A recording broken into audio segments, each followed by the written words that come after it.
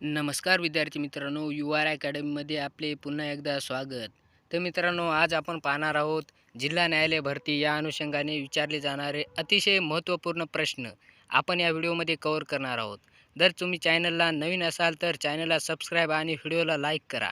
तर मित्रांनो, प्रश्न पहिला असा आहे की दोन रेखावृत्तीय सर्वात जास्त अंतर विषुववृत्तावर डॅश किमी असते.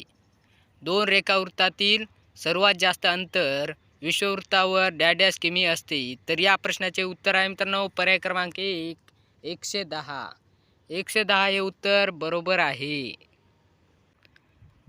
प्रश्न क्रमांक 2 भूऔष्णिक विद्युत निर्मिती केंद्र डॅश येथे आहे. भूऔष्णिक विद्युत निर्मिती केंद्र डॅश येथे आहे. तर या प्रश्नाचे उत्तर आहे मित्रांनो पर्याय क्रमांक 2 मणीकरण. मणीकरण हे उत्तर बरोबर आहे. प्रश्न क्रमांक 3 असा आहे मित्रांनो स्पीड पोस्ट या पुस्तकाचे लेखक कोण आहेत. स्पीड पोस्ट या पुस्तकाचे लेखक कोण आहेत. तर या प्रश्नाचे उत्तर आहे मित्रांनो पर्याय क्रमांक 2 शोभाडे. शोभाडे हे उत्तर बरोबर आहे. प्रश्न क्रमांक 3 असा आहे मित्रांनो नियोजित आलेवाडी बंदर डॅश जिल्ह्यात आहे. नियोजित आलेवाडी बंदर डॅश जिल्ह्यात आहे. तर या प्रश्नाचे उत्तर आहे मित्रांनो पर्याय क्रमांक 2 ठाणे. ठाणे हे उत्तर बरोबर आहे. प्रश्न क्रमांक 5 असा आहे मित्रांनो डॅश शहराला इलेक्ट्रॉनिक उद्योगाची राजधानी म्हणतात. डॅश शहराला इलेक्ट्रॉनिक उद्योगाची राजधानी म्हणतात. तर या प्रश्नाचे उत्तर आहे मित्रांनो पर्याय क्रमांक 2 बंगलोर. बंगलोर हे उत्तर बरोबर आहे. प्रश्न क्रमांक 6 असा आहे मित्रांनो ताशी 36 किमी वेगाने धावणारी आगगाडी एक खांब 20 सेकंदात ओलांडते. तर त्या आगगाडीची लांबी किती आहे. ताशी 36 किमी वेगाने धावणारी आगगाडी एक खांब 20 सेकंदात ओलांडते. तर त्या आगगाडीची लांबी किती आहे. तर या प्रश्नाचे उत्तर आहे मित्रांनो पर्याय क्रमांक 2 200 मीटर. 200 मीटर हे उत्तर बरोबर आहे. प्रश्न क्रमांक 7 मुंबई उच्च न्यायालयाची डॅश खंडपीठे आहेत. मुंबई उच्च न्यायालयाची डॅश खंडपीठे आहेत. तर या प्रश्नाचे उत्तर आहे मित्रांनो पर्याय क्रमांक 2 3. 3 हे उत्तर बरोबर आहे. प्रश्न क्रमांक 8 असा आहे मित्रांनो राज्याचा आकस्मिक निधी डॅशच्या अखत्यारीत असतो. राज्याचा आकस्मिक निधी डॅशच्या अखत्यारीत असतो. तर या प्रश्नाचे उत्तर आहे मित्रांनो पर्याय क्रमांक 1 राज्यपाल. राज्यपाल हे उत्तर बरोबर आहे. तर मित्रांनो प्रश्न 9 स्पायरोगायरा डॅश शेवाळ आहे. स्पायरोगायरा डॅश शेवाळ आहे. तर या प्रश्नाचे उत्तर आहे मित्रांनो पर्याय क्रमांक 2 हरित. हरित हे उत्तर बरोबर आहे. प्रश्न क्रमांक 10 डॅश वायू 57 अंश सेल्सिअस पर्यंत थंड केले असतो स्थायी रूपात जातो. डॅश वायू 57 अंश सेल्सिअस पर्यंत थंड केले असतो स्थायी रूपात जातो तेव्हा त्याला शुष्क बर्फ म्हणतात.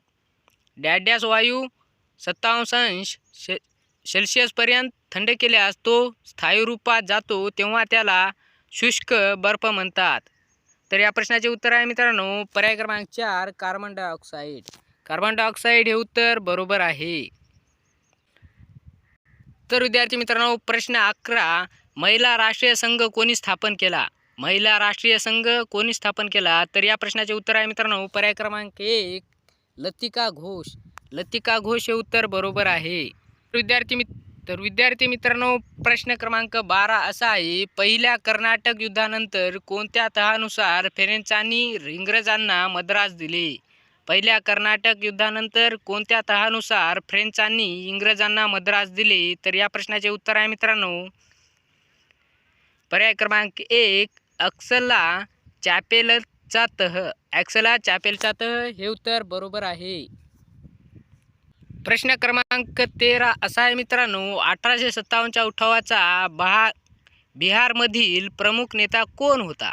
1857च्या उठावाचा बिहारमधील प्रमुख नेता कोण होता. तर या प्रश्नाचे उत्तर आहे मित्रांनो पर्याय क्रमांक 2 कुंवर सिंह. कुंवर सिंग हे उत्तर बरोबर आहे. तर मित्रांनो प्रश्न क्रमांक 14 डलहौसीने झाशी संस्थान केव्हा खालसा केले.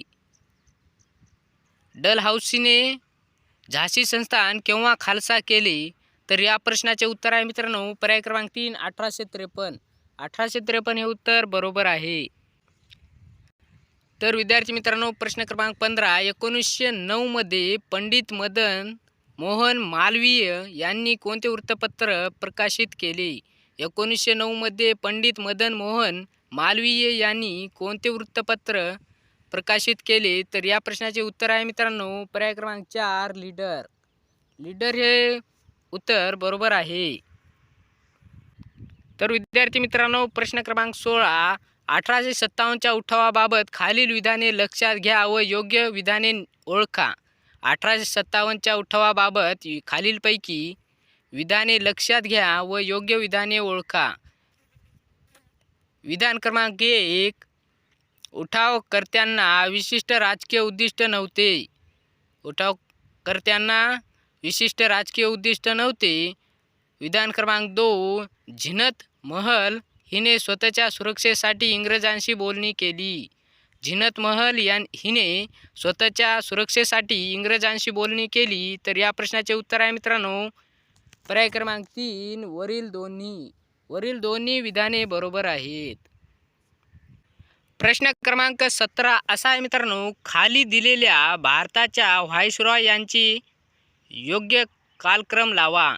खालील दिलेल्या भारताच्या व्हाईसरॉय यांचा योग्य कालक्रम लावा. 1 Lord Curzon, 2 Lord Chelmsford, 3 Lord Hardinge, 4 Lord Irwin. तर मित्रांनो या प्रश्नाचे उत्तर आहे पर्याय क्रमांक 1 अबकड हे उत्तर बरोबर आहे. प्रश्न क्रमांक 18, विधान 1929चा बालविवाह कायदा हा शारदा कायदा म्हणून प्रसिद्ध आहे. विधान 1929चा बालविवाह कायदा हा शारदा कायदा म्हणून प्रसिद्ध आहे. स्पष्टीकरण. उमाशंकर सारडा यांनी हा कायदा केंद्रीय कायदेमंडळात मांडला. उमाशंकर सारडा यांनी हा कायदा केंद्रीय कायदेमंडळात मांडला. तर या प्रश्नाचे उत्तर आहे मित्रांनो पर्याय क्रमांक 1 फक्त अ आणि ब दोन्ही बरोबर असून ब हे अ चे योग्य स्पष्टीकरण आहे. फक्त अ आणि ब दोन्ही बरोबर असून ब हे अ चे योग्य स्पष्टीकरण आहे. तर मित्रांनो पर्याय क्रमांक 1 हे उत्तर बरोबर आहे. तर विद्यार्थी मित्रांनो प्रश्न क्रमांक 19 असा आहे, कोणत्या कायद्याने गव्हर्नर जनरलच्या कार्यकारी मंडळामध्ये भारतीयांना स्थान मिळाले? कोणत्या कायद्याने गव्हर्नर जनरलच्या कार्यकारी मंडळामध्ये भारतीयांना स्थान मिळाले? तर या प्रश्नाचे उत्तर आहे मित्रांनो पर्याय क्रमांक 3 भारत काउन्सिलिंग कायदा 1909. भारत काउन्सिलिंग कायदा 1909 हे उत्तर बरोबर आहे. प्रश्न क्रमांक 20, मानव जातीसाठी एक धर्म एक जात एक ईश्वर ही घोषणा कोणी दिली? मानव जातीसाठी एक धर्म एक जात एक ईश्वर ही घोषणा कोणी दिली? तर या प्रश्नाचे उत्तर आहे मित्रांनो पर्याय क्रमांक 2 नारायण गुरु हे उत्तर बरोबर आहे. तर विद्यार्थी मित्रांनो प्रश्न क्रमांक 21, MTDCचा अर्थ काय? MTDCचा अर्थ काय? तर या प्रश्नाचे उत्तर आहे मित्रांनो पर्याय क्रमांक 2 महाराष्ट्र पर्यटन विकास महामंडळ. महाराष्ट्र पर्यटन विकास महामंडळ हे उत्तर बरोबर आहे.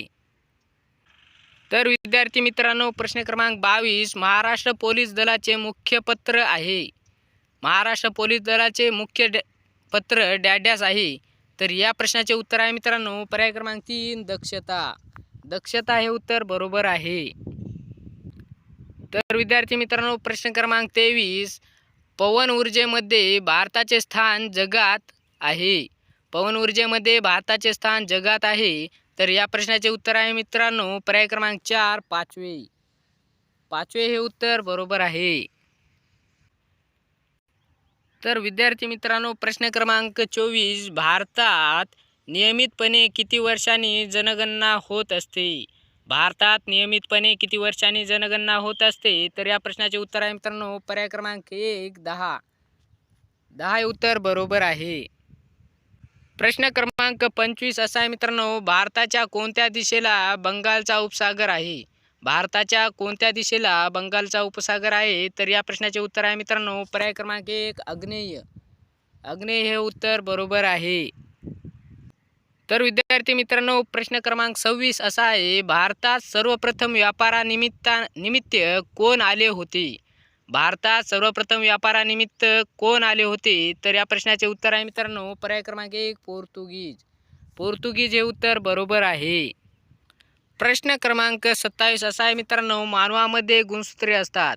मानवामध्ये गुणसूत्रे असतात. तर या प्रश्नाचे उत्तर आहे मित्रांनो पर्याय क्रमांक 1 46. मानवामध्ये 46 गुणसूत्रे असतात. प्रश्न क्रमांक 28 असा आहे मित्रांनो, भारतातील एकमेव जिवंत ज्वालामुखी कोठे आहे? भारतातील एकमेव जिवंत ज्वालामुखी कोठे आहे? तर या प्रश्नाचे उत्तर आहे मित्रांनो पर्याय क्रमांक 4 अंदमान. अंदमान हे उत्तर बरोबर आहे.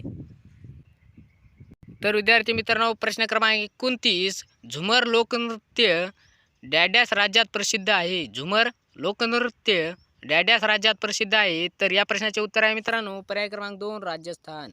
राजस्थान हे उत्तर बरोबर आहे.